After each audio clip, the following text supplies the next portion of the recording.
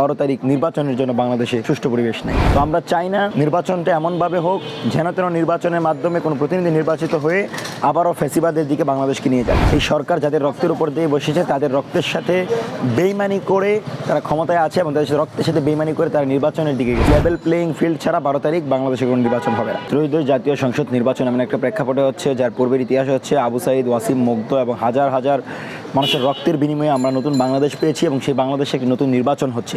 16 বছরের যে ফ্যাসিবাদী শাসন ছিল, বুটহীন যে রাজনীতি ছিল, ভোটবিহীন যে প্রতিনিধিরা নির্বাচিত হতো, সেটাকে ভেঙে দেওয়ার জন্য, সেই সংস্কৃতি বন্ধের জন্য একটি সুষ্ঠু, অবাধ এবং নিরপেক্ষ নির্বাচনের কোনো বিকল্প নাই। এখন আপনি এমন একটা পরিবেশে নির্বাচন করতে পারেন না যখন জুলাই নেতৃবৃন্দের উপর আঘাত করা হয়, কোনো প্রার্থীর উপর ডিম নিক্ষেপ করা হয়। এমন পরিবেশে নির্বাচন করলে আপনি বাংলাদেশের নির্বাচনকে বহির্বিশ্বে কখনোই সুষ্ঠু দেখাতে পারবেন না। তো আমরা চাই না নির্বাচনটা এমনভাবে হোক যেন তেন নির্বাচনের মাধ্যমে কোনো প্রতিনিধি নির্বাচিত হয়ে আবারও ফ্যাসিবাদের দিকে বাংলাদেশকে নিয়ে যায়। সেজন্য আমরা বলেছি লেভেল প্লেইং ফিল্ড ছাড়া 12 তারিখ বাংলাদেশে কোনো নির্বাচন হবে না এবং এটার জন্য আপনাকে নিরাপত্তা ব্যবস্থা উন্নত করতে হবে এবং বাংলাদেশের প্রতিটি প্রান্তরে 2 তারিখের মধ্যে সেনাবাহিনীর মাধ্যমে সকল অপারেশন পরিচালনা করে সকল অবৈধ অস্ত্র উদ্ধার করতে হবে। যে সকল অস্ত্র লুট হয়েছিল সে সকল অস্ত্র উদ্ধার করতে হবে। পাশাপাশি চাঁদাবাজ, টেন্ডারবাজে জড়িত যে সকল সিন্ডিকেট আছে, এই সিন্ডিকেটকে কারাগারে নিক্ষেপ করতে হবে। এবং আমরা স্পষ্ট বলেছি, যেই মিডিয়া বাংলাদেশের স্বাধীনতা, সার্বভৌমত্বকে ফুটিয়ে তুলে, সেই মিডিয়া যদি আজকে কোনো ফটোকার্ডের রাজনীতিতে ঢুকে যায়, আজকে কোনো এক দল কেন্দ্রিক হয়, তাহলে সেই মিডিয়ার মাধ্যমে কিন্তু লেভেল প্লেইং ফিল্ড আমরা পাচ্ছি না। এবং 16 বছরের নির্বাচন বৈধ না অবৈধ সেটা কিন্তু মিডিয়াই বলে। সুতরাং এই মিডিয়া যদি লেভেল প্লেইং ফিল্ডের ব্যাপারে সরকারকে সহযোগিতা না করে, তাহলে বাংলাদেশের নির্বাচন প্রশ্নবিদ্ধ হবে। সেজন্য এই 5টি বিষয় সরকারের হস্তক্ষেপ চাচ্ছি। সর্বোপরি নিরাপত্তা ব্যবস্থা উন্নয়ন, লেভেল প্লেইং ফিল্ড এবং সুষ্ঠু, অবাধ, নিরপেক্ষ নির্বাচনের জন্য সকল দিক থেকে সরকারকে প্রস্তুতি নিয়ে 2 তারিখের ভিতর সামগ্রিক পরিবেশ উন্নয়নের আহ্বান জানাচ্ছি। দেখেন, জুলাইয়ের প্রাণ, জুলাই জজবার প্রাণ শরীফ ওসমান হাদিকে হত্যা করা হলো দিনে দুপুরে তাকে গুলি করা হলো, কিন্তু এখন পর্যন্ত আমরা সে বিচার পাই নাই। এই সরকার যাদের রক্তের উপর দিয়ে বসেছে তাদের রক্তের সাথে বেইমানি করে তারা ক্ষমতায় আছে এবং তাদের রক্তের সাথে বেইমানি করে তারা নির্বাচনের দিকে গেছে।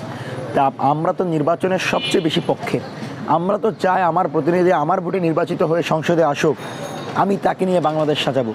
কিন্তু আজকে আমার শরীফ ওসমান হাদির হত্যা করা হলো, তার দিনে দুপুরে তাকে হত্যা করা হলো, যারা হত্যা করলো তাদেরকেও চিহ্নিত করা হলো, কিন্তু আমরা কিন্তু কোনো বিচার পাই নাই।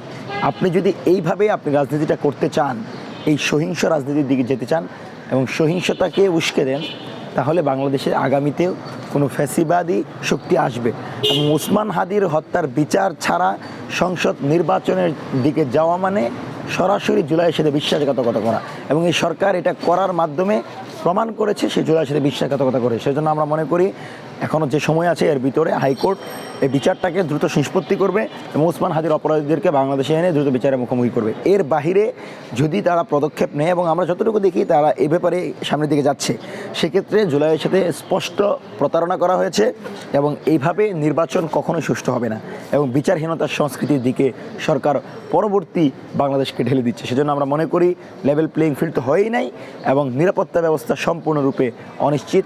সকল প্রার্থী, সকল নেতৃবৃন্দ এখনও আশঙ্কায় রয়েছে, যা বলা চলে 12 তারিখ নির্বাচনের জন্য বাংলাদেশে সঠিক পরিবেশ, সুষ্ঠু পরিবেশ নাই।